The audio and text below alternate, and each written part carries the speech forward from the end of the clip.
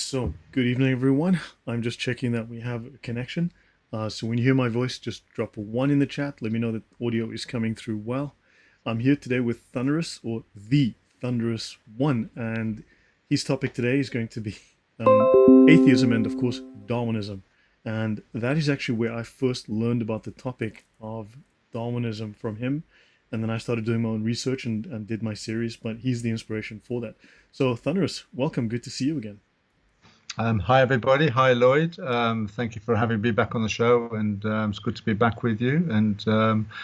Yeah, thanks to everybody for tuning in at this moment. Yeah. So, Damien, welcome. Artie Farty, Nerdy Woody, hello. Dr. Obvious, Vagabond, Tom Gyokai. Thunderous is in the chat as well. Sandro, welcome all. Good to have you. So yeah, Thunderous, do you want to kick us off? I'll add a few things a little bit later. I'll chat about a few things, but do you want to tell the audience about what it is you are planning to talk about? And Canada is tuning in. Welcome, Michael. Yeah, so I suppose really when we considered the series, there've been very light discussions, not going too into depth as to my journey as to why I've come to accept the biblical narrative as a reality. There are each segment can have a couple of hours of discussion, and I'm sure I've missed many points on them because we're trying to do this sort of like spontaneously and extemporaneously. I suppose today it has to be because I've gone through why I rejected Islam, and then I went through that journey of, I suppose you could call it atheism, which was really sort of an anger towards God because of the injustices that you see in the world. And I suppose the next stage really is asking the questions whether there is a God, and this I did because there are certain truths that are subjective, and there are certain truths that are actually absolute, and they're absolute for everyone. And one of those is there either is a God or there isn't. And if there is a God, then there has to be an answer as to why there is so much injustice in the world. And if there isn't a God, then everything you've evolved to see is what you've evolved to get. So a person that's an atheist or a Darwin, or really if you're an atheist, you're a Darwinian evolutionist. So then what you're seeing in the world is pretty much what you evolved to get. You shouldn't have a problem with it. So when you're looking at all the crimes and what you perceive as injustices, they're not actually really injustices. It's just the accumulation of the chemical processes in your brain that has drawn you to the conclusion that it's injustice, when in reality it's not injustice at all, because there's no objective rules, no objective good and bad, no objective righteousness or unrighteousness. It's just matter happening in a particular manner. So I started looking at Darwinian evolution, and you know what? And I think you and I have discussed this on several occasions, that if there is a devil, and of which we know in the Bible there is, you'd have to create a belief system that has no God involved in it.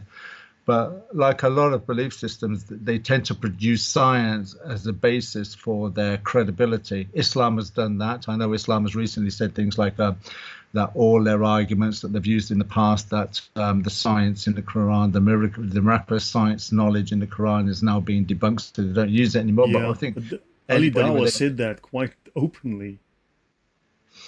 He said that probably as a disclaimer of some sorts, but we both know that in other countries, or even in this country or your country or in Europe, that the scientific argument will still be used. It won't be stopped just because Ali Dawah says so. Yeah, not everybody got the memo. Yeah, exactly. So, and the same thing with atheism. For atheism to be to have any credibility, it has to have a scientific background. But you'll notice the cleverness in the way that it presents itself. People say the word atheism, but then they'll try and use they'll try and use emotional arguments. But if they say they're a Darwinian evolutionist, then they'll have to use logical arguments and science-based arguments, which Darwinian evolution hasn't, and I'm going to go into that in a moment. But so just to start with, to the audience, I'm going to mention some names and maybe one or two organizations. Just because I mentioned those names or because I mentioned those organizations does not mean I subscribe to them. I merely cite them as reference points that I would encourage the listening audience to maybe look into to see why I've drawn the conclusions that I have done, that Darwinian evolution is by far the sickest, most vile, most evil, the most obnoxious nefarious, and the most mendacious doctrine on humanity out there. There's nothing worse than Darwinian evolution. It is by far more insidious than Islam, because Islam, for Actually, all its faults, well, sorry to interrupt there. Obviously, I agree. Let me just show the audience. I've just dropped a title called "In Defense of Islam" in the chat, and I've dropped a link to it, just based on what Thunderous just told us. I want to show you this. This is an Islamic text. I've just dropped it in the chat right now. This is one of the most common dawah manuals, which is taught to Muslims to use in their online dawah, right? So this basically has a whole bunch of arguments you'll see here. Let's go through some of this. How to use this book, right? So they can look up various arguments. So you can save things from it. So the basics of Islam. So proving the preservation of the Quran, removing doubts about the text of the Quran. Okay, there are no added verses or missing verses in the Quran. Okay, borrowing theories, plagiarization refuted, page 46. Let's just jump into this. So how to answer allegations, and they show you then how to do some of this stuff. Right, so for instance here, to talk about what is Islam, then they've got all of these links, and the student is supposed to go to these links and then repeat whatever he finds there. Right, so as you go through this, so let me just go through more of this. This is how they do this. So they've got these books, which is why they always have the same arguments, because they repeat things literally from copy-paste sources. This is just one of them. There's another one that I have somewhere, but this one is, so basically they just copy-paste, and they have these links, and that's how they all say the same thing. This is sent around. So yeah, so that's why they have the same arguments repeated over and over.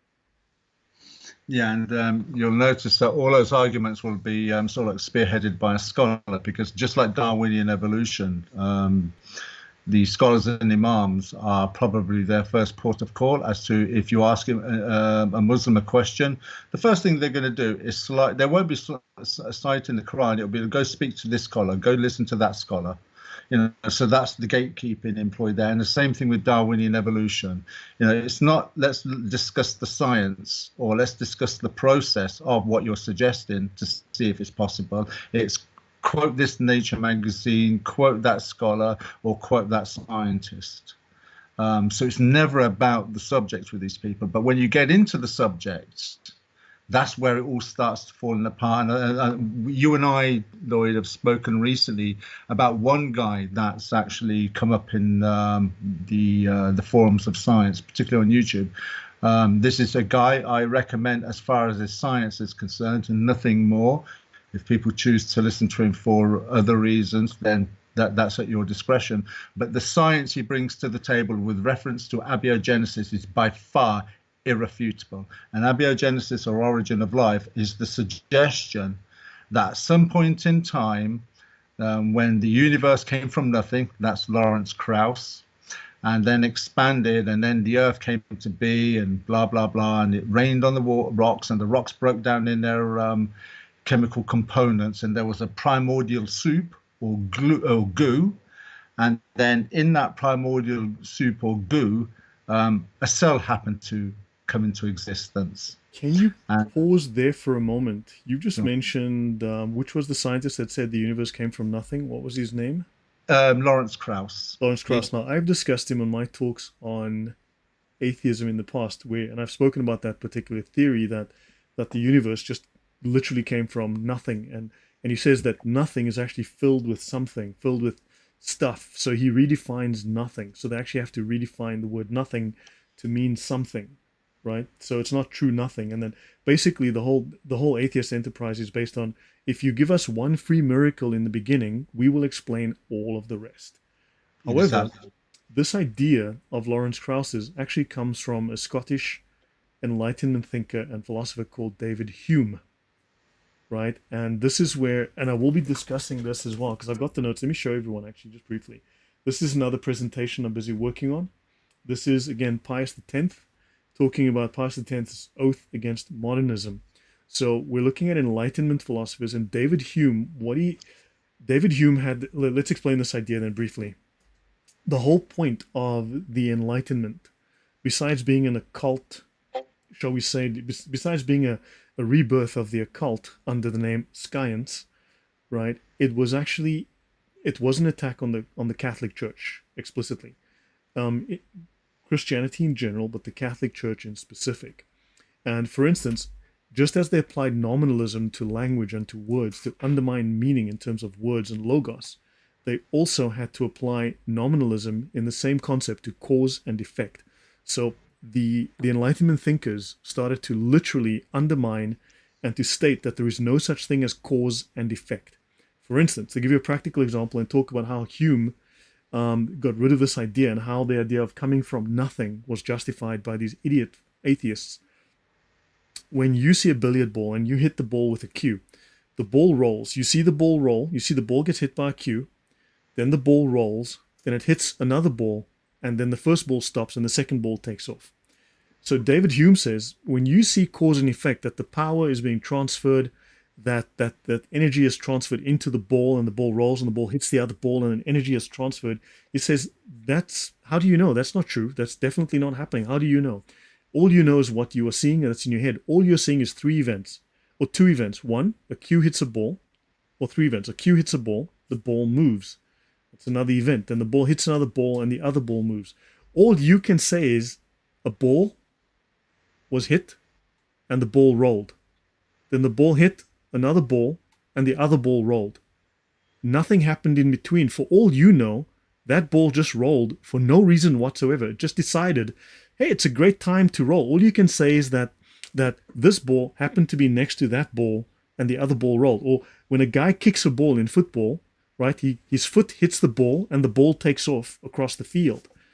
You can't say that the man kicked the ball and energy was transferred, because in your brain you don't know that, you don't feel that, you can't see that. It's an illusion. So you are lying when you say that there was an energy transfer, because you don't know that. All that happened was you saw a foot touch the ball, and the ball just decided, you know what, I feel like flying 50 meters down the field. Or that's all you can say. And you saying that your foot kicking the ball caused the ball to move, or the other one ball hitting the other caused it to move, that is just pure speculation. And in fact, what this means is that balls can decide to just roll on their own for no reason. So we should occasionally be seeing balls just randomly jump in the air and head for the goal, or jump in the air and run down the field, or snooker balls should just randomly just roll towards pockets for no reason at high speed. And he says, yeah, that's exactly how reality works, because Enlightenment nonsense. So you see that, so they got rid of cause and effect. They have to destroy the idea of reason. They have to destroy the idea of logos. And that's where Lawrence Krauss gets his stupid ideas, from an even stupider David Hume. Thunderous, your thoughts on that? Well, I find it a remarkable bunch of coincidences that when the cue ball, but who is actually with the cue hitting the ball? If the cue is hitting the ball, who's holding the cue, causing the cue to hit the ball? Where does the power initially, or the transference of energy originally come from? And it seems to be a bunch of coincidences that the ball hits. Exactly. The gymnastics, as Artsy Farts is saying, the mental gymnastics you have to do in your brain to deny the obvious. You need to have more faith to believe in this trash than you do to simply just believe in basic physics. So literally, some of the top names in history went around and said there's no such thing as cause and effect. It's an antiquated, stupid idea that we need to get rid of. And the thing is, you see, as far as the evidence is concerned, the evidence is exactly the same for everybody that's observing the event. There's not somebody has more evidence or lesser evidence. It's exactly the same evidence. So fundamentally, what it comes down to is just a mere interpretation of the evidence that's beforehand. Some will say a mind did it. There's a mind, or there's a deliberate act because the cue had transferred energy to the cue ball. The cue ball hit, say, the red ball at the precise speed, at the precise angle for the red ball to go into a pocket, but for the white ball, the cue ball, to come off a cushion and then coincidentally stand in such a position where it can now pop the black. All of that is, nothing did that. It's all coincidence, and it's your interpretation of events. Yeah, and how can you know? Because are you the ball? Can you feel the ball? Do you have extra sensory perception to feel that, Thunderous? It's all speculation on your part. Because all you've got is your brain, and your brain cannot. Do you know that your brain cannot interact with the outside world. You have literally no connection to the outside world. No, well, but the outside world is predicated on our senses, though, which is something that they would have to say is nothing more So, than. do you understand? This is reality denial. This is Yes. gaslighting. This is the Enlightenment. Reality denial, gaslighting on an amazing scale. And it's predicated on these things. This is why we have the movements that we're seeing in the world today. They all have to have a basis, and scientism is that basis in order to get those lifestyles legalized as normal, when in reality they are totally contradictory and an abhorrence to the human being nature and psyche, and from objective moral law, as far as objective moral laws are concerned. Yet they're normalized now. And the irony is as a result of Darwinian evolution, we are now living in a world where morality, objective morality that makes sense, are now deemed as being outdated, old, or a brainwashed formula brought into existence from man-made religions. Anybody would only have to look into history and see that that doesn't make, because the further back you go into a theistic society, the more normal, the more moral, and the more cohesive society was in comparison to what we have today. Yeah, no, and all of these ideas, these modern ideas, stem from these idiots that we call Enlightenment thinkers, these Enlightenment philosophers, which is supposed to be the age of reason, and atheists will typically refer to the thinking that occurred during the Enlightenment as their source of, or their foundation, let's say. As they call it the age of reason whilst being unreasonable. Yeah. Whilst being unreasonable based on the evidence. Yeah, I mean, let me give you a simple example for the audience. This is something I'm busy working on. I'm still working on a few slides. I've finished some slides and I'm working on additional slides. This again ties into the discussion by Pope Pius X on modernism. So this is a second look from a completely different perspective on modernism again. But this is a slide in the Enlightenment. These Enlightenment philosophers are supposed to have discovered reason, discovered the right answers. They've discovered the perfection of answers through science. So, for instance, here's the question. Can people be trusted to govern? Right? And Thomas Hobbes says, of course not. People are evil, stupid, and selfish. You can't trust them. You need a totalitarian, strong government to hold people in check. And of course, John Locke says, yes, people are good and they can reason. We have natural rights. You've just seen recently how someone on television, on I think CNN or something, was saying that people who believe that rights are natural and come from God are extremists. Of course, she just, as an American, doesn't know what her own constitution says and what the founding fathers said. So she just called the founding fathers extremists. Then, of course, you've got someone like Rousseau. Yes, we all participate in direct democracy with a social contract, except direct democracy would only work in very small societies. And then, of course, you've got people like Aristotle. No, only educated people can vote. Then, of course, you've got maybe other societies where no, only the aristocracy can vote. And then, of course, Plato says, no. You can't have voting. You can't trust people to govern. You'd have mob rule. Only the philosopher kings like us, the smart scientists like us. And then, of course, Queen Elizabeth has no, I have a divine right to rule. Now, here's the thing. These are the Enlightenment philosophers who have all the right answers, except none of them can agree. So who's right? But they're atheists, of course. Okay, so which philosopher do we follow? Because none of these people agree. So there you go. That's atheist wisdom. I mean, they all completely disagree. They have contradictory views. Their philosophies don't gel. And of course, but we need to somehow... So just like Protestants, sadly, who's right? Back to you, Thunderous. With the one with the most influence, eh? And it's, you seem to be the person that makes the decision is always elected themselves as the one to be the one to make the decision. Yeah.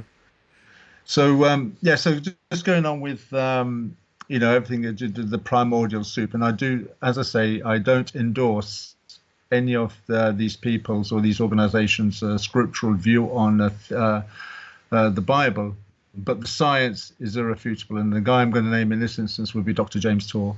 Now, Dr. James Tour is a scientist, and he's the only theistic scientist at the moment that's leading the argument that it is absolutely preposterous to consider that a living cell, came into existence via just what the origin of life sciences are calling a natural process of chemical reactions. that's how we get the first living cell. And he has broken down the science, because that is his field, chemistry, that it is impossible for RNA, DNA, and proteins, the sophistication that each one of those have, proteins and RNA, how that they could have ever have come together, how they link to each other.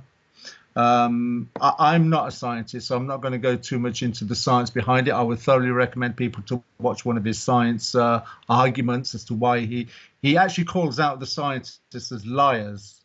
He will say, he will be quite open that there is no evidence for any of the mumbo jumbo that they speak about. That, and it's something that you mentioned a moment ago, where they have to redefine the terms, that something is nothing. So nothing is actually something in itself.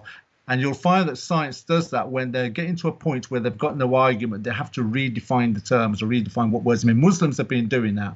You've only got to ask a Muslim that when they turn around and say that the miraculous event of the Quran, well, you have to understand what the word bloody miracle means as far as a Muslim is concerned. And when you start looking at the term, it doesn't qualify with identifying the Quran as being a miraculous event.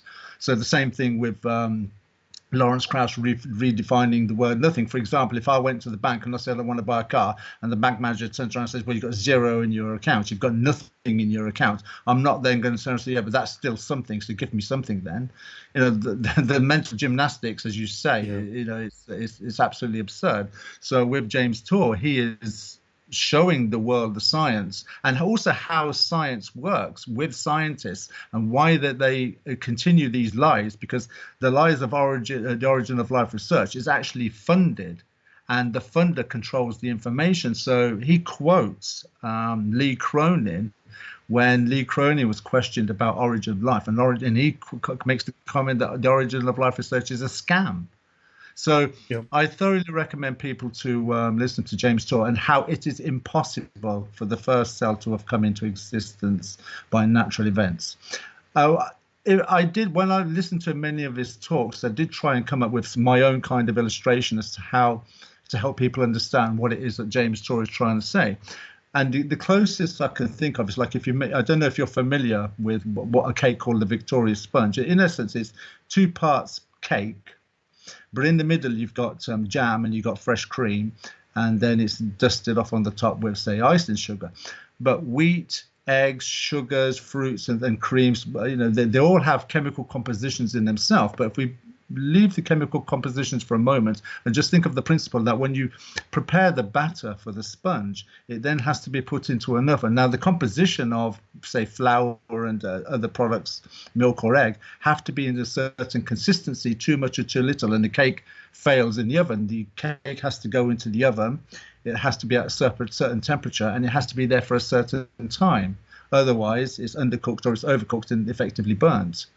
Then the same thing goes with jam. How you make jam is actually a process in itself, because you have to use sugars, you have to use fruits, and you have to heat it up to a high temperature. And all these ingredients have to be available at the same time. They've all got to be ready to go. Exactly. And the sequence and the timing must be perfect. Exactly that. Even the whipping of double cream into thick cream, it's a process in itself. If you stop too soon, it goes back into being runny cream again. And if you beat it too much, it effectively what's known as breaks. And then there are the temperatures that you have to apply all these things in. Now, that's a very crude illustration, but nobody would ever say that if you got the chemicals all together, the composition of cream, or even if you just put cream and flour or the cake batter mix and jam and just put it in a jar, that if you left it given enough period of time, that a cake would come out into a Victoria sponge, would come into existence. Nobody would ever conclude that. Yeah, but something far more, infinitely more sophisticated, the first human cell, and the origin of life scientists will say, yes, this has come out about by natural processes. And the irony is this: when you look at, say, the mathematical equations that have been worked out about as far as time is concerned for each component, there's not enough time in the universe so far. The universe, exactly that. Yeah, exactly. The universe. Someone mentioned the cell earlier. Darwin thought the cell was just a homogeneous blob of goo. Yeah. And we're learning today that the more we get better technology to study cells, the more we discover that cells are more and more complex. They are nano factories. They are like supercomputers internally, like, or they operate like circuitry, like circuit boards. They are highly sophisticated with very sophisticated feedback. But also, when people look at DNA, it's code. It's computer code, effectively. But also, there is encryption. There is and then I discovered in one section they have, like, let's say you've got a section of code. Let's say you've got 1,000 characters of code, right, within the DNA. So that 1,000 characters happens to have a certain function. However, what they'll say is the previous 1,000 characters will have another function, and let's say the next 1,000 characters of DNA have a function. But then what they'll find is that 500 characters into the first, halfway through the first section and halfway into the current section, somehow that section of code is independent, and it's another section of instructions that is somehow superimposed on top of existing code. It's like code written on top of code that it's like they said the complexity to achieve this consistently is it's beyond imagining. This is not something that can be done without intention. Intention only comes from a mind, again. So DNA just becomes more complex, and understanding of the cell and as a factory becomes more complex, not less complex, not simpler, and moving further and further away from Darwin's ideas. And there's lots of issues with Darwin's theories that are now cropping up due to science, and the idea of Darwin's idea really needs to be rethought. But of course, atheists want to fight tooth and nail to not admit that there are issues. It doesn't need to be rethought. It needs to be removed. That's what it needs. It needs to be removed, because there's nowhere else to go. These things can't happen. Obviously, some people will say things like, "Oh, well, aliens must have come and seeded the earth." I know Richard Dawkins says that. It's on my channel in a documentary called Expelled, No Intelligence Allowed. But that just changes the location of how life began. And when you consider how improbable it is, like as we were just about to discuss, the universe hasn't been in existence long enough just for the cell to have come about. And the thing is, you see, when you're looking at the cell, even with my entry level of intelligence as far as this subject is concerned, you can deduce that ultraviolet light would be harmful to organic matter. You know, you've only got to stand out in the sun too long yourself, and, you know, you can get skin cancer from it. Your eyes could be damaged from you ultraviolet light. So these things, you know, the temperatures, the water, if you put some, say, for instance, I don't know if anybody's ever done this, if you have a glass of water and you pour, say a juice or another different colored fluid into that cup, you'll find that those molecules are dispersed. Without any effort on your part, they will disperse. Obviously, depending on, say, the density.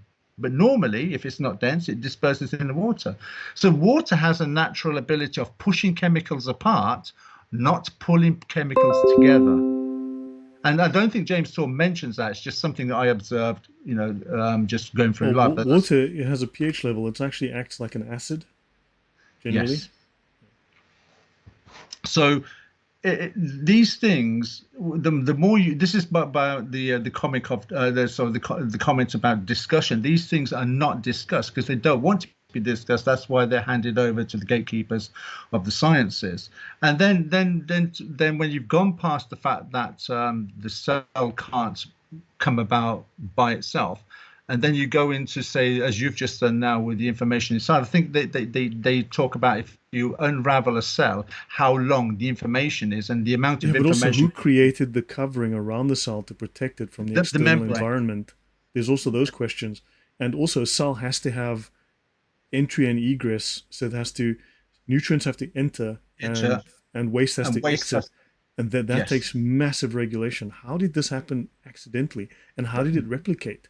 How did all of those things come together at the right temperature, exposed to the atmosphere of a supposedly very, very radioactive, very volatile Earth?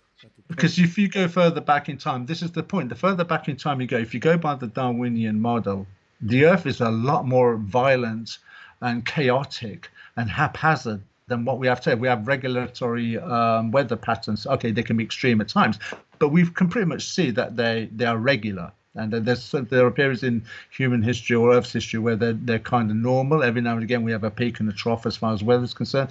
But the further back in time you go in their model, the Earth is more chaotic. You've got lightning everywhere. You've got storms everywhere. You've got volcanoes. You've only got to look at the images of of Earth back in that period of time, and to see the environment as it was suggesting that the cell came about. And then, as you've just mentioned there, it replicated. I mean, just how the heck does the first cell replicate? Why? And how did it do the process of replicating? If it's a cell and it replicated itself, that must mean it divided.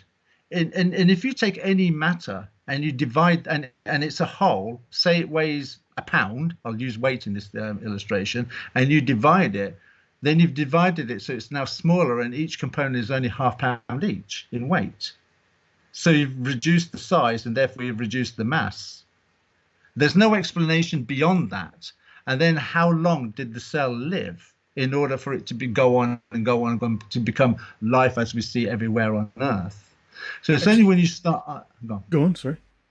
No, it's only when you start asking these sort of questions then you got me intrigued as to, well, how far does this go then, as to, and then you start questioning other things like there is no fossil record, there is no transitional fossil record ever found in the history of paleontology. You have found whole creatures, and I'll go on to that later on with reference to whale evolution. Because I know that's, but let me just bring something up maybe from my side, just to talk about something that's upcoming, because it's actually very topical. It's interesting that you're thinking on the same lines as I am, but I will be talking about, these are raw slides. This is unedited, so I'm still working on this. This is from a scientific paper that I got on researchgate.net. But a couple of things. So according to a well-known philosopher and historian, Silvano Barroso, a historian, the Enlightenment had two major effects: a perennial confusion of the spiritual with the material level of human nature, and the complete separation of morality from economics and politics. So with the Enlightenment, we had politics divorced from morality, right? So that already is a problem, as well as economics. So if we're wondering why we have predatory banking and predatory politics, well, you can thank the Enlightenment for that. And then key Enlightenment tenets are: they claim that human reason is the only source of knowledge. Now, according to human reason, balls can just start bouncing or moving off at high speed for no reason that you can discern, because there's no way for your mind to know what's happening outside of it. So human reason, according to their subjective definition of reason, of course, progress is inevitable. Progress, that's progressives. That's where you get the idea of progressives. If you wanted, with the whole communist concept of progressivism. And nothing existed beyond nature, so the supernatural was a myth, but these guys believe in nothing creating something, matter creating life. And and then they also speak of reason being the only source of knowledge is reductive. It's actually reductionist. Faith is also a type of knowledge, and based on the lack of evidence for certain positions that are held by atheists, they are also taking a faith-based position. Except, of course, I discussed most recently that they are taking a mystical position. They are mystics, and they are claiming to be rational. They're claiming, but they are really just mystics who are having a faith experience. The whole enterprise is based on effectively their feeling, and so it's just a really, really odd. They reject religion, but they really have their own mystical religion, and so also based on. Anyway, so I'll leave it at that because I need to edit these. But just your thoughts on some of this. Well, for me, straight away, the first thing I'm thinking of, this is just man replacing God. All they want to do is take. There's an interesting scripture in Jeremiah. Well, there's actually two. If you consider Ecclesiastes chapter 4, verse 1, where it talks about man dominating man to his injury. That would be one scripture that comes to my mind. But I think in reference to what you've just said now, I think the most pertinent scripture would be Jeremiah 10:23. Could you bring that up? Jeremiah. Just a moment before I go to Jeremiah 10:23. Just for instance, Descartes, he argued that our senses are unreliable. So human senses are unreliable. So anything your mind tells you has to be questioned because you're probably wrong. And therefore, you can't listen to your senses. You have to listen to reason, because your mind lies to you about the outside world. So if you put a stick in water, you see that the stick bends. And he's saying, no, your mind is lying to you because the stick is not bent. But that's not true. Your mind is telling you the facts. The light has been refracted and therefore Yes. your eyes are seeing a refracted image. So there's a parallax issue. However, your brain knows that the stick did not bend. So he's claiming that your senses lie, therefore you can't listen to your senses, when he's simply misinterpreting the situation. So so basically they are simply misrepresenting reality, misrepresenting truth and fact, and then imposing their own supposed new answers. They the balls can move by themselves, and in fact, so for instance, if you drop a rock, it falls downwards. Well, there's going to come a time when the rock will fall upwards because cause and effect and things. That's just how we're just wrong. So yeah, we Yeah. get to So Jerry. Yep. Yeah, Jeremiah 10:23, and I think this is where it all comes in as to why we have the many philosophies that we do today and what the end game is. So here we go.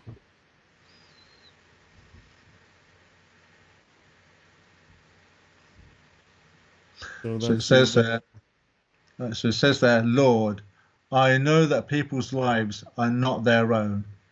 oh, It is not for them to direct their steps. Now, what do you think that means? thy will be done rather than my will be done.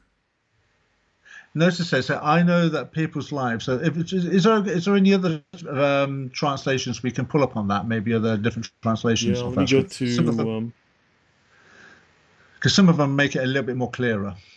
yeah, let me do this. Let me bring up Blue Letter Bible. Let's have a look at that. Okay, so KJV, the way of man is not in himself. Yeah, It is not man that walketh to direct his steps. Which version do yeah. you want? Anyone. I mean, that gave a better translation. But if we use two or three of them, then we can Let's get the use sense of. NASB, so North American Standard Bible.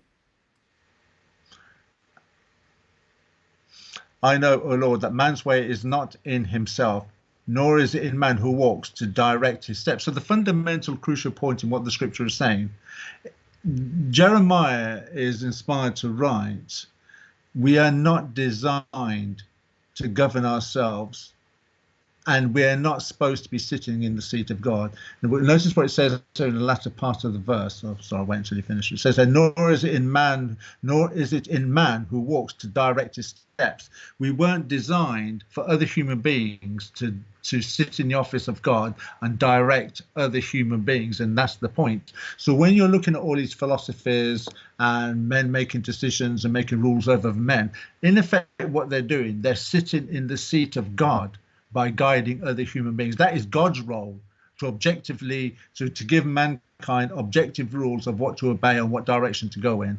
But what they've done is they've stolen the seat of God, and they presume to sit in that seat, and they are making the directions themselves for other human beings.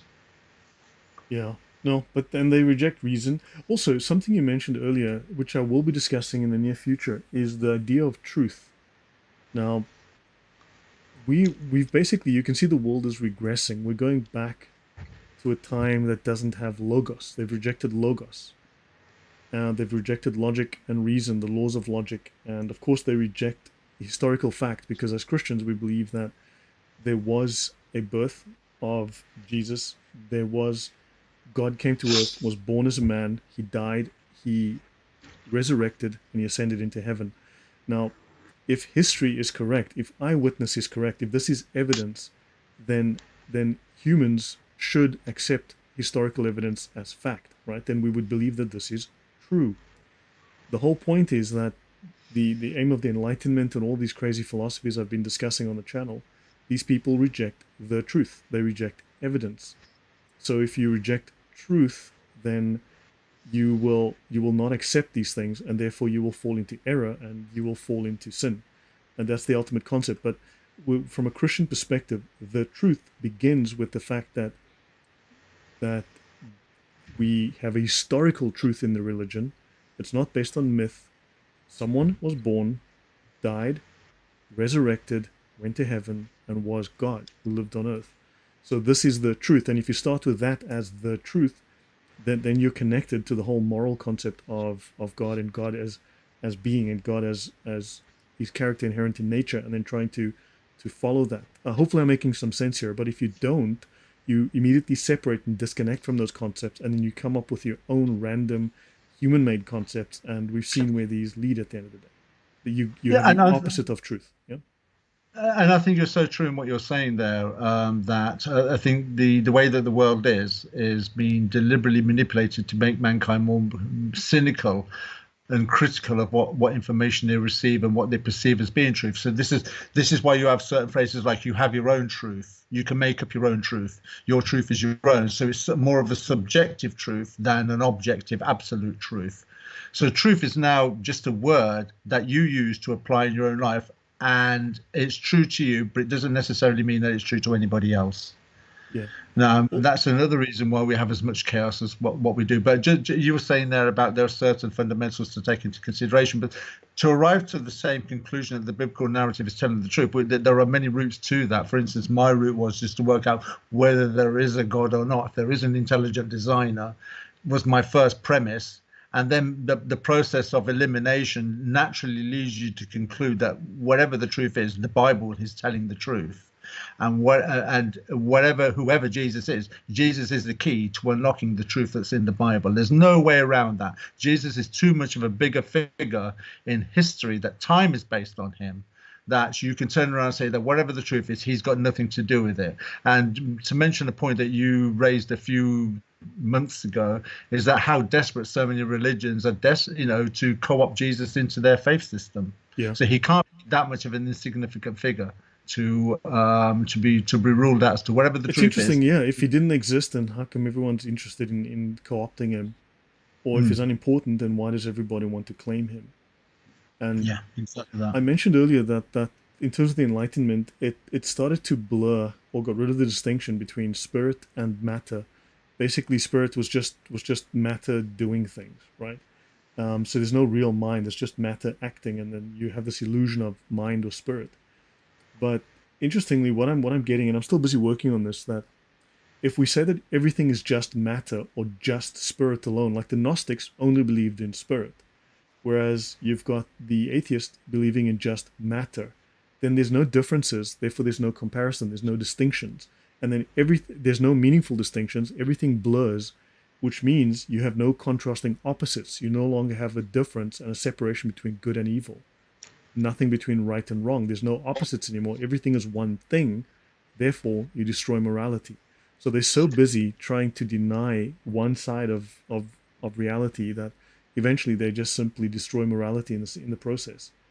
And yeah, but it also allows for the goalposts to keep moving, because if you have objective moral rules set by a divine creator, right, those rules are absolute. I mean, I think it's in the book of Malachi where the God of the Bible says, I have not changed, meaning his standard of justice and right and wrong has not changed. There's still the same standards as they've always been. That those are absolutes. However, when you remove objective theistic moral values and you start having men make up their own rules, then the goalposts can move. As time moves, those goalposts get moved as well. For instance, a paedophile was a paedophile.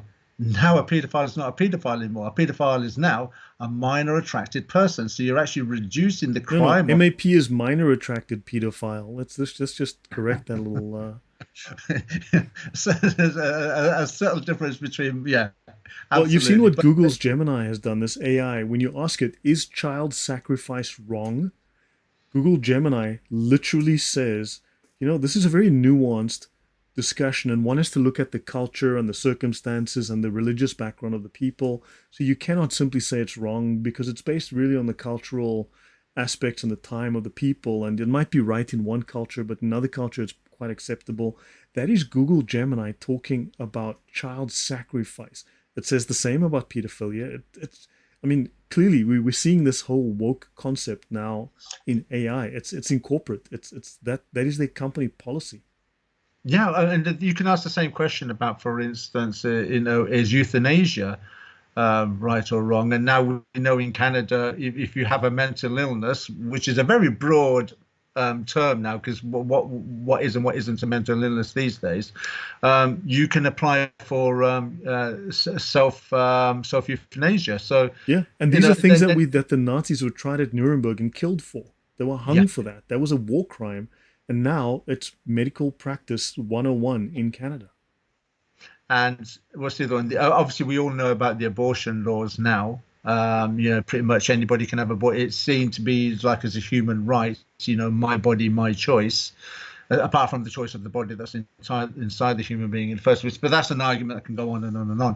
But it's an ever-changing goalpost, though, and that's what happens when you have man-made rules and man-made society governed by other men, because the rules can keep changing. And when they do change, you'll find that they're not changing for the better.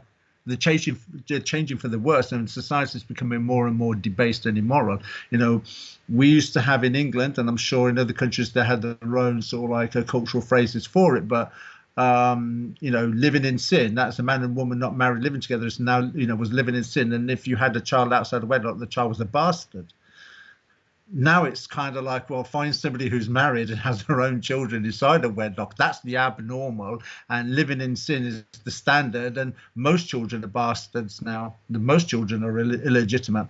You can have one man now where he can have 3 or 4 children by 3 or 4 different women. That's now seen as a normal way. And you add all these things, and it's now being recognized that the absence of a father in the home is what's leading one of the leading causes of juvenile delinquency. Yeah, And this is like 80% of the men in prison for hardcore crime have no father at home, something like that. And that could be also sort of like associated with women that do pornography. Most of them is because their father wasn't either at home or what proved to be an inadequate father. So obviously the father-daughter relationship wasn't as it should be, which has led, for the woman to misuse her desire for attention in the correct way, to abuse the body in an incorrect way. But obviously pornography, there's nothing wrong with it because it does no harm as far as today's atheistic moral views are concerned. It's just another form of entertainment. In fact, devices are now put into people's hands so that a child can watch pornography or extreme violent crimes as and when they feel the need to. But just going back to because I know time's running short, because we've only got about 10 minutes left. I just want to leave, the whole subject of Darwinian evolution, I would love to have a Q&A on Darwinian evolution with the people listening to the show, just so I can give you some sort of like the experiences that I've got and some of the information that I have read. Before I go into the next point, I just want to bring out another book that I read, and I've read many books, but probably the most influential book that I've read as far as Darwinian evolution is concerned. And it's come from an organization that you call the Jehovah's Witnesses. However, I did pick up a book from them because very few religious organizations actually produce information on Darwinian evolution. But there is one book that they released called Life, How Did It Get Here, by Evolution or Creation. I don't know if it's available anymore because I think they don't even do books or magazines anymore, apart from track. I think they do that standing by the road with trolleys now. Yeah. But I think you can get it on their app. So I'll repeat the name of the book, Life, How Did It Get Here, by Evolution or Creation, by Jehovah's Witnesses. I am not endorsing the organization, but I am endorsing that book. You can skip the chapters that deal with their theistic belief, fine. But the science in that book, and the book was released in 1986, is absolutely incredible.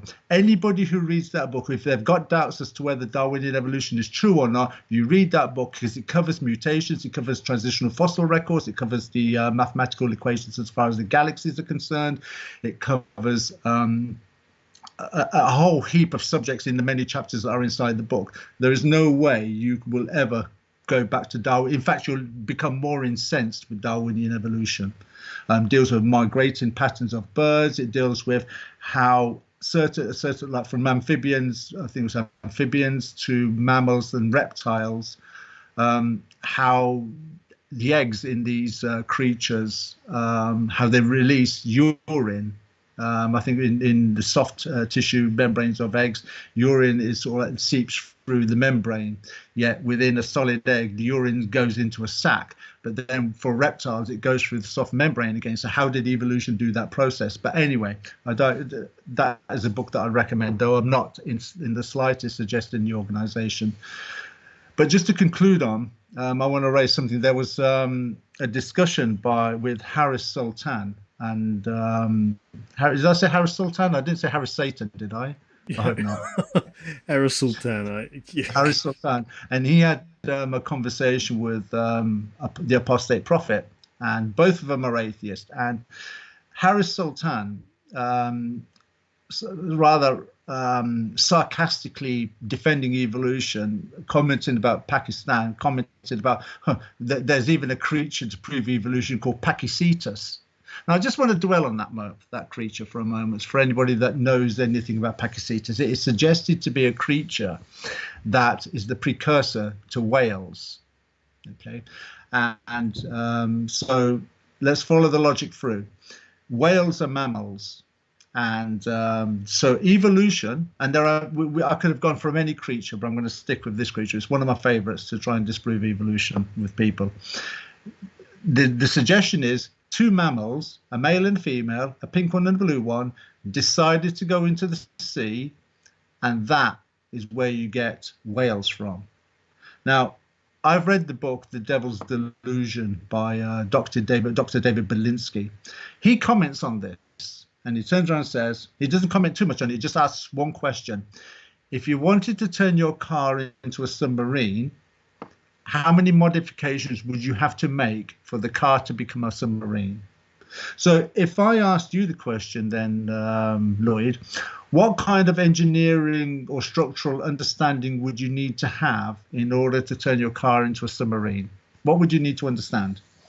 You're going to change literally first. everything. First, you go, how do you make that car watertight? Yeah.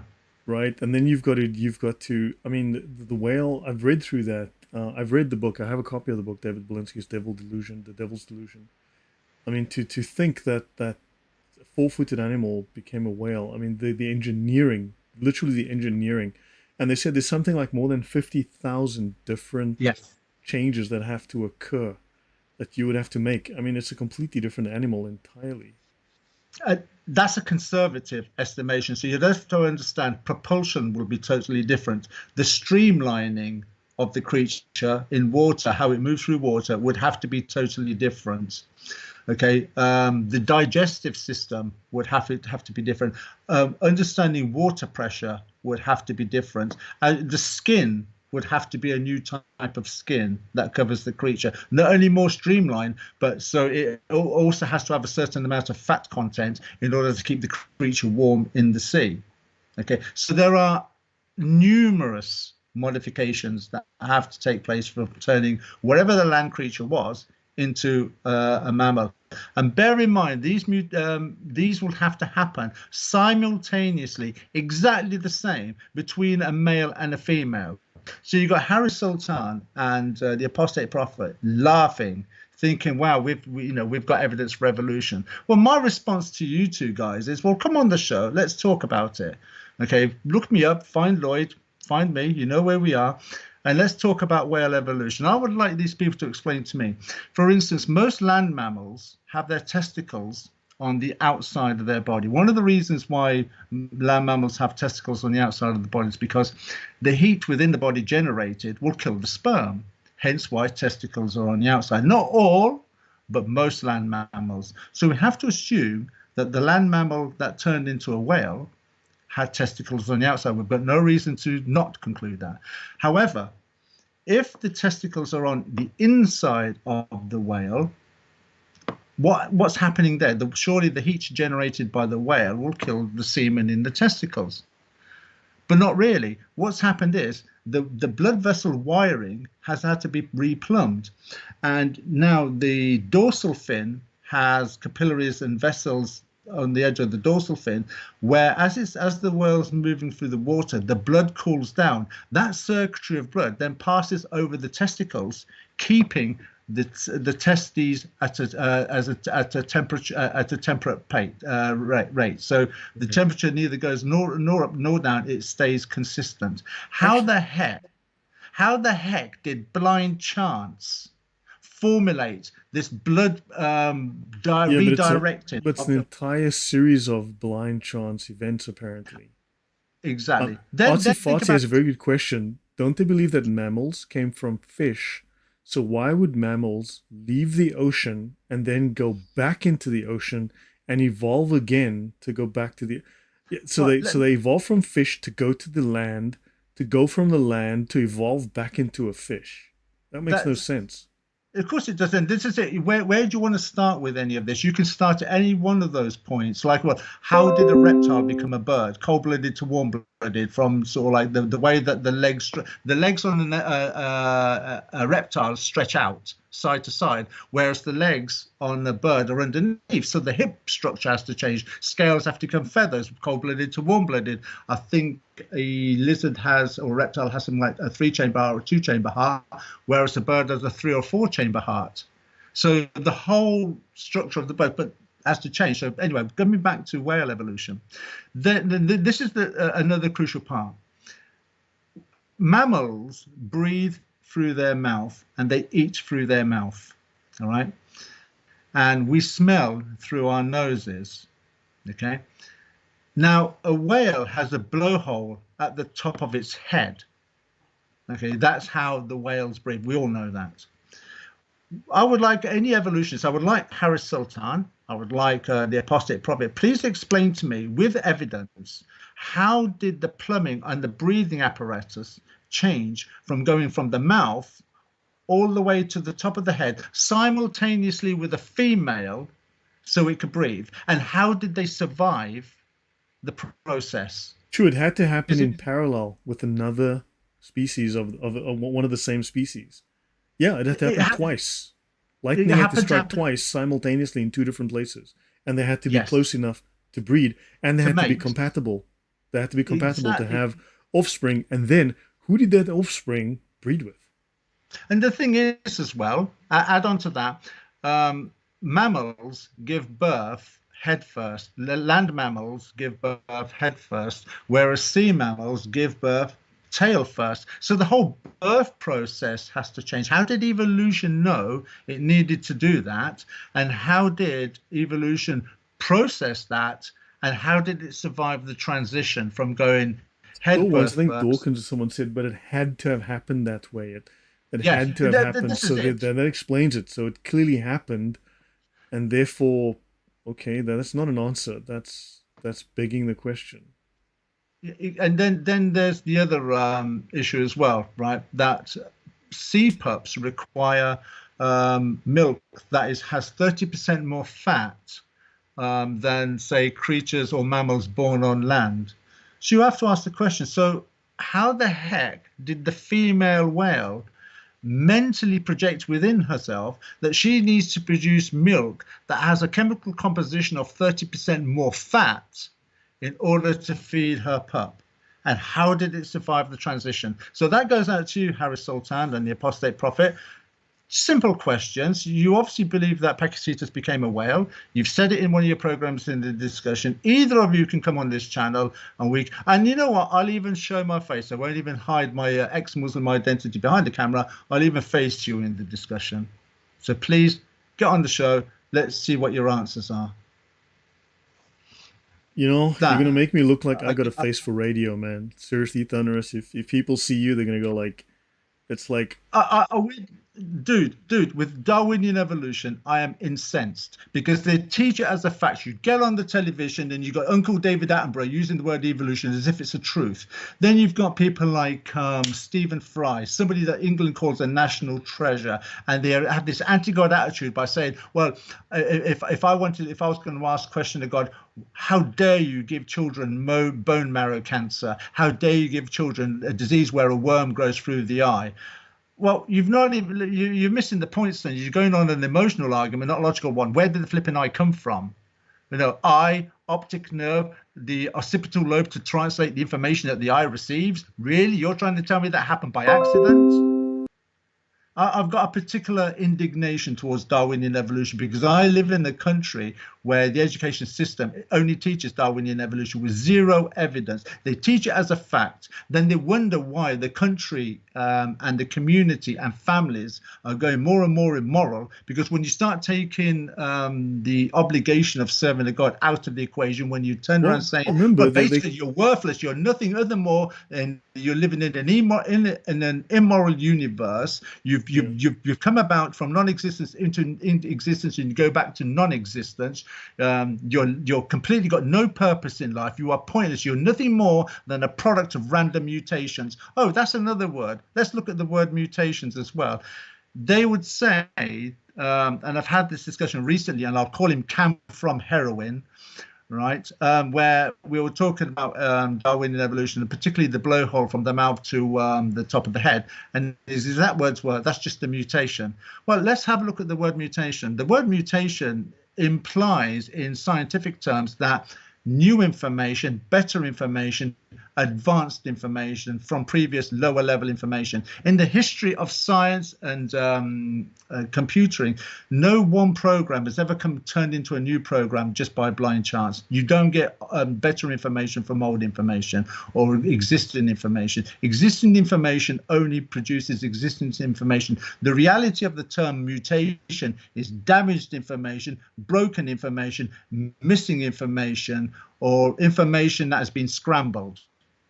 So then you can see that in nature, because nature seems to be very good at producing damaged things, but nobody in the history of science or biology has ever seen something new come about, or a new species, or a new advancement in a creature that turns it into another speciation of its own.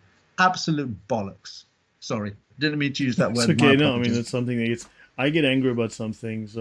This is an interesting quote that I saw. You just mentioned, someone mentioned if you repeat a lie often enough, becomes the truth. And I saw this is a photograph I saw once.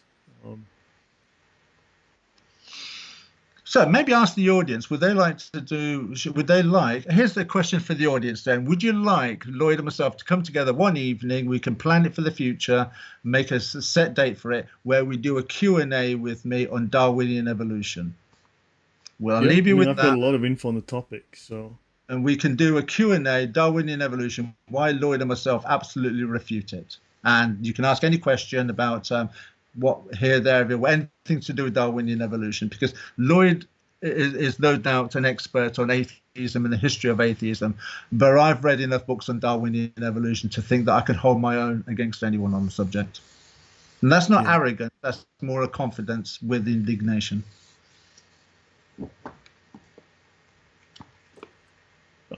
Yeah, I think the audience would agree with that. Let me just, yeah.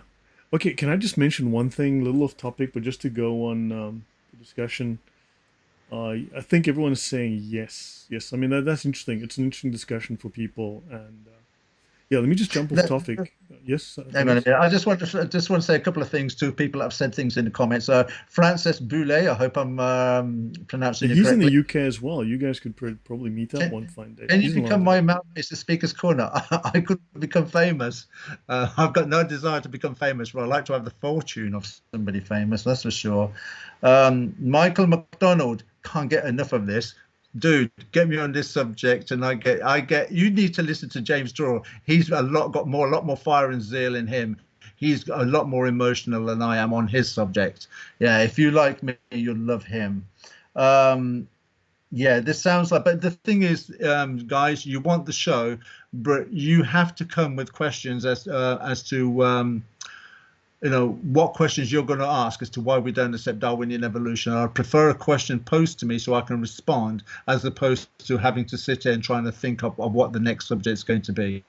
Okay, so that we can plan that show maybe for the end of April. That gives you enough time to write some questions down, and then Lloyd himself can come together and do a why we don't accept Darwinian evolution show. What do you think, Lloyd? Yeah, I'll jump in. But hold on, let me just do something I wanna mention. I just want to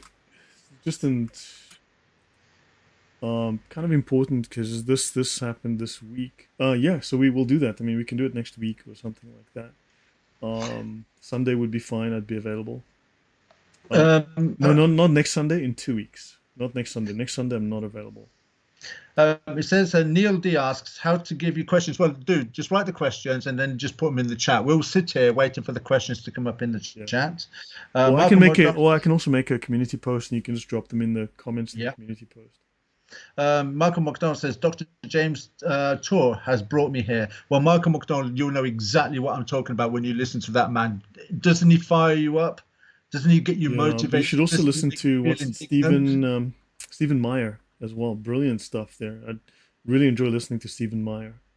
Darwin was rejected by a lot of his contemporaries Yeah. on moral grounds because Darwin was clearly, explicitly trying to destroy the concept of God and the concept of morality. Darwin was, someone said Darwin was rejected by, Don Kay says, by his contemporaries, wasn't he? So the issue being that Darwin was rejected on moral grounds because Darwin clearly had a moral agenda. If he could destroy God, then he could then impose a different moral order. And from what I've shown, if you look at if you watch my Darwin series, which is quite lengthy and detailed, Darwin seems to have been a psychopath. Darwin loved murdering small animals. He would kill Yeah. them with his hands. He would murder them with his hammer. He killed thousands of birds for the fun of it with a hammer.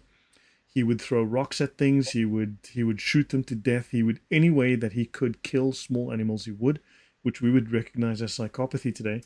And also, he deliberately wanted to get rid of the idea of God. And in fact, he inspired World War One and World War Two. World War One was fought by the Prussians or the Germans specifically on Darwinian grounds. And Hitler also spoke of fighting World War Two on Darwinian grounds as a cleansing of the inferior life in the world to make way for the superior life. This is all based on pagan Greek and pagan Roman philosophies, really incoherent philosophies. And also there's a very strong tie over, or very strong crossover and tie with Sufi philosophy, Muslim philosophy. If you watch my Darwin series, you'll see that it's all crazy insanity. None of it is science. It is all just mythology and poetry, literally 7th century, 9th century poetry, and philosophies from 2,600 years ago, which they've then just clothed in the words of science.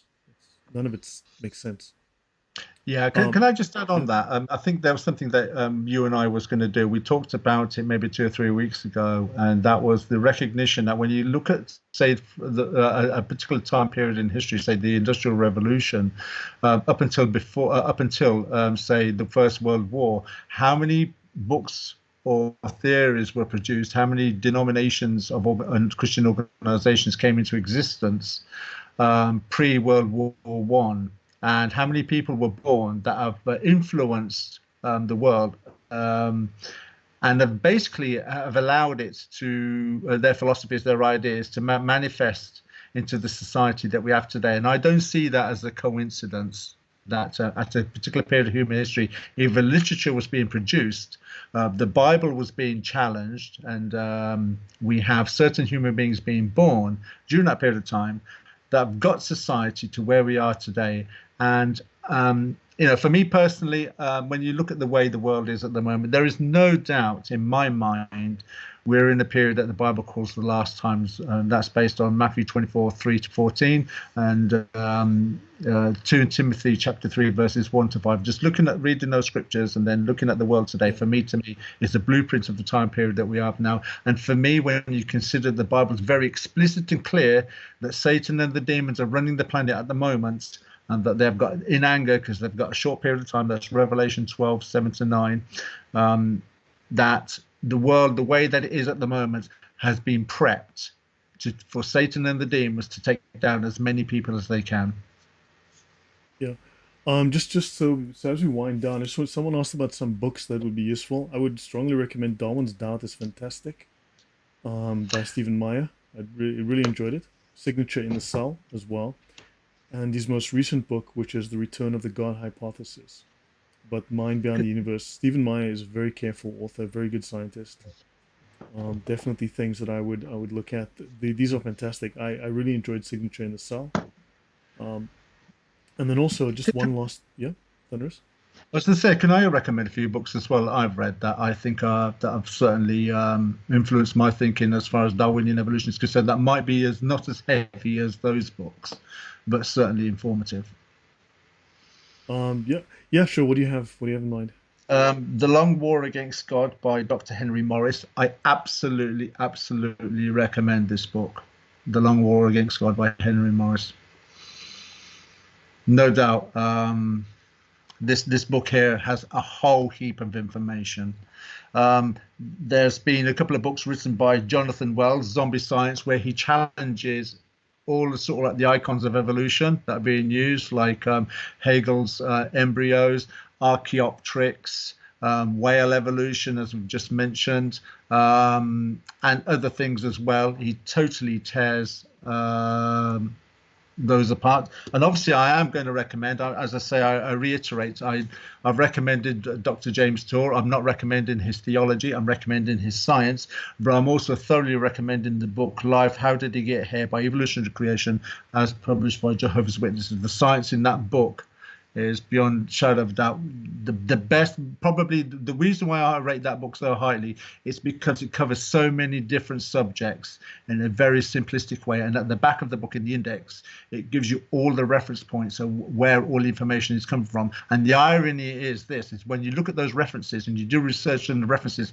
they're all coming, most of them are coming from Darwinian evolutionists themselves. And people don't seem to understand that Darwinian evolution, or even evolution, isn't this codified religion with a certain set of rules that we're all in agreement on. There is so much infighting within the science of or the sciences that are trying to rule out God as the Yeah. cause for existence. Yeah, I just want to let people know, just to plug my own channel here. I've got an entire series. It's in 8 parts. It's quite lengthy. It's detailed. It's very specific. And I discuss Darwinian evolution in depth. Eugenics, scientific racism, scientific genocide. Darwin was a eugenicist. He created eugenics. He might not have named it. His cousin did that. But Darwin was a eugenicist. His entire family were eugenicists. And then also on this final point, so I've got an entire series that dissects the whole history of Darwinism and the philosophy behind it. It is just, it's Darwin, the moral monster, and that he was. Just a final point, just an argument that I've been having with someone in the chat, and they mentioned to me, I was discussing Heraclitus. I was discussing the philosopher Heraclitus. So just to wind down here. And he said that St. Justin Martyr, one of the church fathers, says that Socrates and Heraclitus must be counted among the Christians on account of their dedication to living reasonably. And he says, here you are spouting denigration, calumny, I suppose just to stroke your own ego. Now, so eventually it was like, I'm just blah, blah, lying, blah, blah, blah, nonsense, blah, blah, got terrible character, blah, blah, blah, bad person. Fine and well, okay? Now, I went through the magisterial documents, what their views are in terms of Heraclitus, because Heraclitus is one of the major sources and inspiration to Darwin. Okay, Heraclitus was a major inspiration to Darwin. Heraclitus was incoherent, and the guy said, well, you're calling one of the greatest thinkers, who St. Justin Martyr regarded as a Christian, you're calling him a nut job, a whack job, an irrational fool. Yes, he was a whack job. He was a nut job. The man was an idiot. The man was a complete, I don't know, you pick the word. Seriously, I don't want to swear right now, but the man was not there. The man was idiotically stupid at best. The man was incoherent, utterly insane. Okay, that's the nicest thing I can say about him. Now, here the simple thing is that Heraclitus had a version of Logos, but he had a materialistic view of the Logos, utterly opposed to he had materialistic monism, which is not the triune Godhead. And also Justin Martyr, as Justin Martyr's quote is typically understood, he did not call these people Christians. At no point did he say that. And this person is wrong. They're completely wrong in making this claim. This is a false claim. What he stated was that Justin Martyr was doing a defense of Christianity to that culture at the time, to those Romans. And he was saying, you are criticizing us Christians. We believe in the Logos. But look, you revere Heraclitus. He also had the Logos. He believed in the Logos. And, you were happy with that. And he would be like the Christians coming to you, and you had no problem with him, but now you got a problem with us. You people are being hypocrites. He did not call him a Christian. He did not say they were Christian because their philosophies are entirely anti-Christian. Now, either Justin Martyr is stupid for thinking so, and I don't think he was, or this person is taking a very simplistic, childish interpretation and failing to actually understand what Justin Martyr was saying. So basically, the typical view is that if they lived reasonably, they could be considered the Christians in a sense, or Christians in their time, because they were following a Christian concept of the Logos, even though they were not Christians, right? He does not call Heraclitus a Christian before Christ. Now, this person said, but he said that. No, he does not say that. He did not say that, right? So basically, he even speaks of Abraham and Elijah. These are like Christians, of their time. That is called a metaphor. It is not a literal statement. So yeah, I'm this person was saying that I'm basically a bad person for saying this. So these people, by living reasonably and in accordance with the principles of the Logos, right? But their concept of Logos is different to the Christian concept of the Logos, right? So they were not Christians before Christ, right? They were simply people who had some idea of truth, and they were, as I said, he was making sort of an analogy, not calling them Christians. So yeah, just I wanted to mention that point. And some people don't like that, but that was simply a false analogy. So yeah, and this is a Catholic calling me, blah blah blah. So at least, yeah. Anyway, Thunderous, to end off with you. Yeah. Yeah, I just want to say a thank you to everybody that's been putting comments in the comment section today. I would love to have responded to all of you, but I was concentrating on what I was going to say. There's been some good comments in there, particularly Michael McDonald. I want to give out a big shout to you, Rosanna Rossi. Yes, and to be honest, if I was to go through the names, I'd just name everybody that's in the chat, because you've all said some nice things and some encouraging things, and I just want to say thank you. For saying that. I love working with Lloyd. Lloyd allows me to come on his show to have these discussions. I get on very well with Lloyd. We've met in person. Very nice guy. He's as nice as he is on screen. He's even nicer in person, and I say that sincerely. I'm not trying to blow smoke up his posterior. Posterior. Yeah, I was trying to be polite. You've had one swear word today. We don't want to get you striked, do we? So I want to thank you, Lloyd, as well. And I was just looking at my calendar. I'm just thinking to everybody, if you really want to have a Darwinian evolution discussion, really put some questions together, write them down, and we can pick a date. I was just thinking, Lloyd, how about Sunday, the 31st of March as a date to have that discussion? You want to do it okay, I was thinking 17th or 24th. We're going to do 31st, okay? Yeah, do the 31st, yeah. Yeah, the next time I'm available to chat with you is the 17th. I've got to do some other stuff this week. I've got a couple of other new series to start on my channel. And Luther being one of them. I've got to start talking about Luther and annoying people. But yeah, the 31st, that's fine. Are we going to meet up on the 17th again, Thunderous? Yeah, absolutely. Anytime you want to meet up, I'm available for you, Lloyd. The reason why I was saying the 31st is because for those who watch the show at a later date, they can put some comments in the chat during that period of time, or they may give. Because I wouldn't meet with you before 2 weeks from now anyway. I'm not available before 2 weeks from now on a Sunday. Yeah. So as a sign off to everybody. Oh, the 31st is Easter Sunday apparently. Okay. So maybe we should do the 24th. Okay, well, 24th it is then. Yeah, 24th. So that's in 3 weeks. I can't do the 10th. Definitely, I'm not available on the 10th at all. 17th and the 24th. So we can meet on the 17th and then do this on the 24th. Yeah, excellent. Okay. Well, thank you very much, everybody, for being a part of the audience today. And this goes out to the Apostate Prophet and Haris Sultan.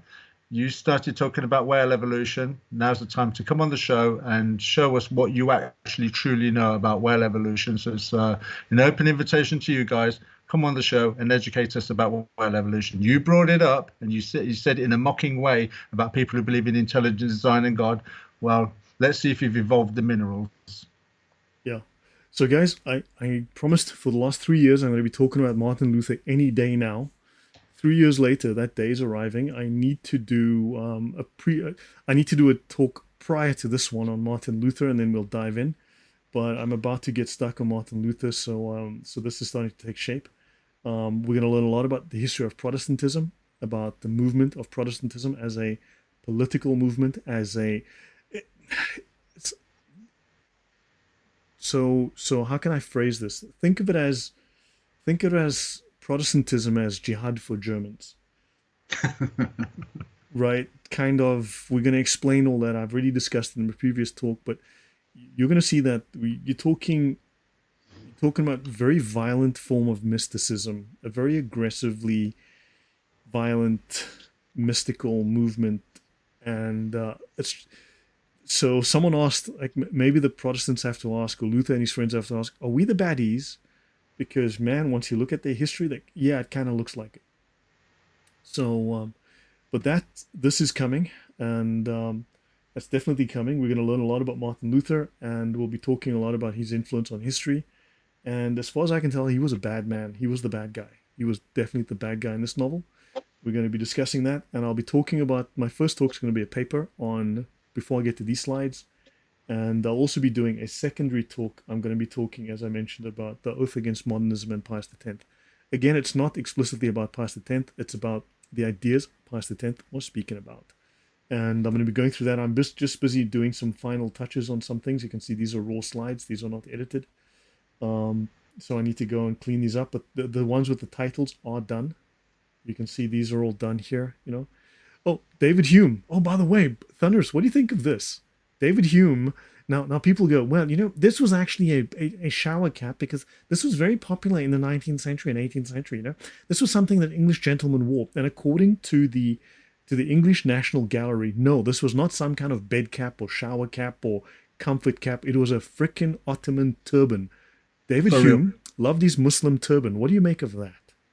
Never. I mean, you've only got to go to any museum in this country that has art. You do not see men wearing hats like that or caps like that or head covering like that unless it's a turban, dude.